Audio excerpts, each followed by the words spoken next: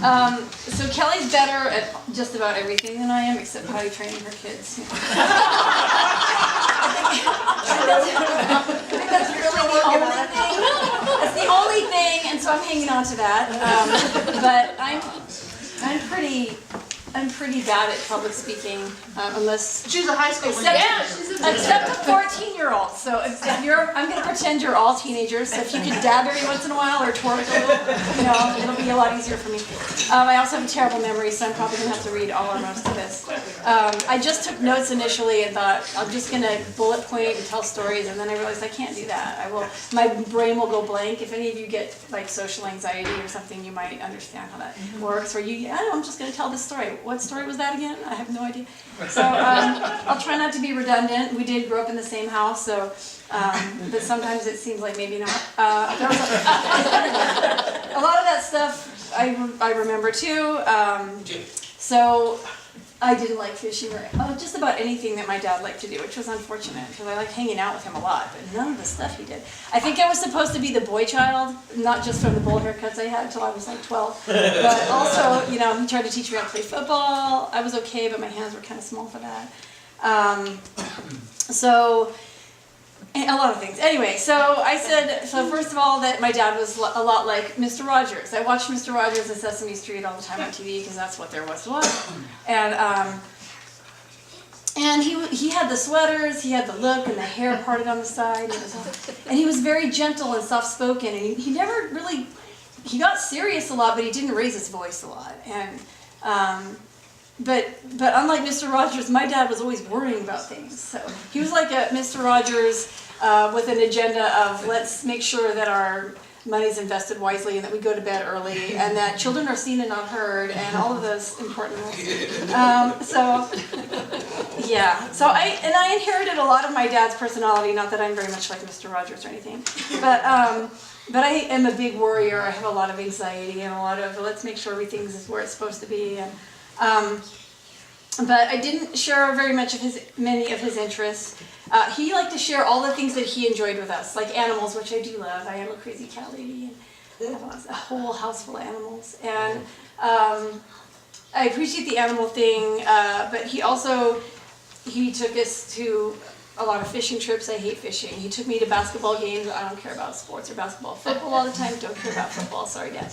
He took me to a symphony orchestra once. It was amazing, boring. Amazing, boring. It was cool hanging out with my dad, even though I didn't like the symphony orchestra.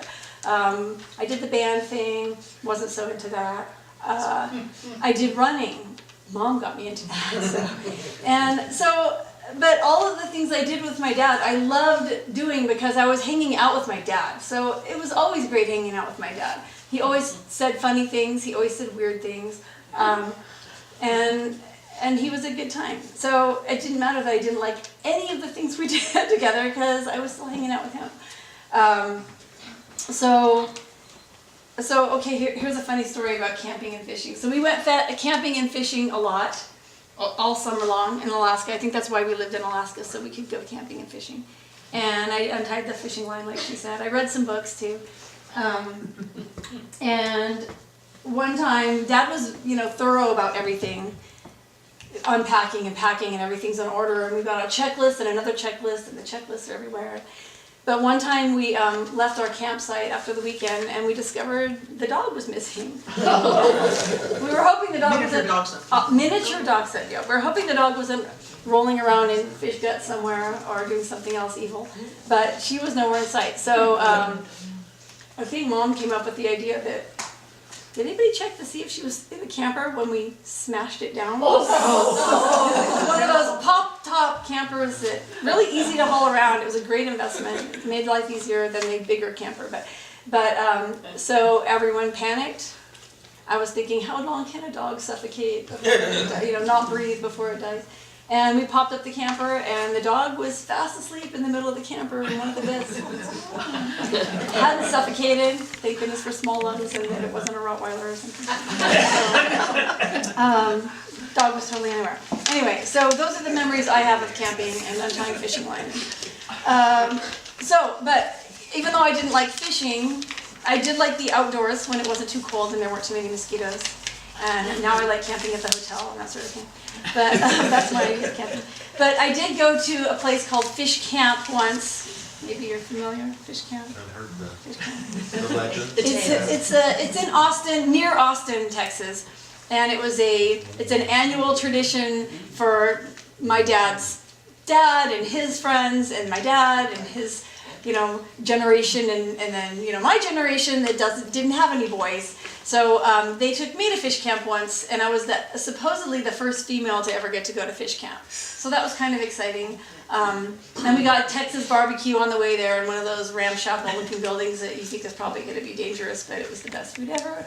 And then we drove in a Oldsmobile or a Buick or some kind of car that shouldn't have been driving out on the gravel roads into the middle of nowhere and across creek beds that had water running in them. And we drove for miles and miles, or it seemed like it anyway, on this gravel road out to the Colorado River, and had to go through some locked gates on ranches to get into that part of the river. And did drive through a creek in this car that shouldn't have been driving through a creek. And we got to the fish camp, and it was full of guys having a great time and drinking beer and telling stories, and I got to hear all kinds of stories about World War II, and one of the fellows taught me how to chew chewing tobacco. Last time, I don't know how they did it, I was so sick after that, but gave it my best effort, and Dad was having such a good time. And he was not worrying about anything, and all his cronies and his friends, they were all doing, what they loved doing, and so that made it really fun for me. I got a little glimpse into that world. So let's see. I think I'm missing something from that. Maybe not. Anyway, so let's see another funny story. I have another funny story. It's a short story. So this is a little insight into my dad's personality that you guys all know because you know my dad. But he is an engineer, was an engineer.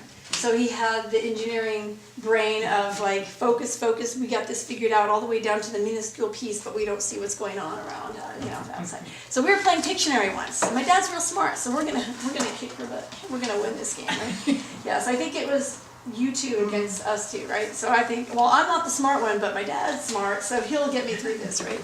Not such a good strategy, which is why I'm not the smart one. So I picked Dad, thinking I'm going to win. And we get to this word, and it's the easiest word ever in the Pictionary game. We have to draw the word rectangle, right? Rectangle, that is so easy. All you have to do is draw it. I draw, and he guesses. We're going to win this game, right? How can you lose? So I draw this rectangle. I'm like, yeah. He's like, square! No. So I draw it longer and skinnier. Long square! Square! And I don't think he got it. And the timer with the sand timed out. And we lost. And I do think that was the last time we ever played Pictionary. But maybe just coincidentally, I don't know. And one more funny story that's happened on a regular basis. So this was really, it was weird and funny. But my dad was the prankster, and one prank, I'm not going to tell the whole story because I didn't remember it well enough to tell it, but he thought it'd be cool to tell his brother who bought this brand new Camaro, and we were babysitting it for a while, that our chickens in Oklahoma had been living in it while he was gone because they found it really comfy, so he filled it with straw. And so when his brother came home from his trip and saw the Camaro filled with straw, oh yeah, well the chickens just got in there and they were so comfortable we decided to just let them stay. Anyway, so, but this other story is not that one. Mom used to like to trick Dad because he would get in his, busy mind, focus on whatever, and he'd come home from work some nights and dinner's not ready, it's going to be a while, so he'd sit down in his comfy chair doing whatever he's going to do, and Mom would bring him some kind of hors d'oeuvre, little snack to help, get through the meal preparation time. And sometimes she let us in on this ahead of time. Sometimes the snacks were really good, and sometimes the snacks were dog treats. This was back in the days when dog food manufacturers were coming up with really clever ways to make the treats appetizing to humans, too. So they'd want, oh, look at those cute little hot dogs. Little pigs in blankets for dogs. I'm going to buy some of them. So they had the little pigs in the blankets, and he had a pig in a blanket. He ate it, and he looked around a little bit, like, this is a different type. What's in this? What's this made out of? And of course we're like laughing and laughing. Oh, Christ! He knew pretty fast. He didn't get through more than one of them. At a time. There were the Liva snaps that looked like nice little cocktail crackers. I think he might have done the kennel ration that looked like a hamburger thing once too, but I'm not sure. That might just be a false memory. But he fell for it every time.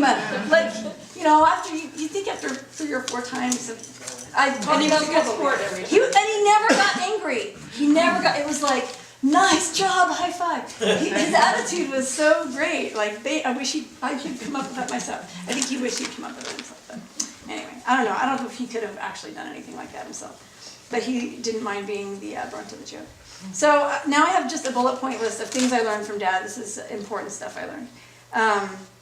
And I don't really have a good conclusion, but so Dad's way is the only way. I try to teach my students like this too. No means no. I wish my students had learned this lesson too. These are really important. No means no. One bladder fits all. If you're going on a road trip, you stop when Dad's ready to stop. And turn off the lights. That's a common one, but still, it's really important in our house. 62 degrees is warm enough in the Alaska house. Not going to freeze to death in that. Walk fast. And that's a good lesson I learned because I'm the shortest one in the family, and I now have a tall husband and 3 tall kids. So it's come in really handy that I can walk fast. Because if you didn't walk fast when you were little, you're not going to get there. And a departure time of 6 a.m. means we will actually depart at 5:45 a.m. because on time means early.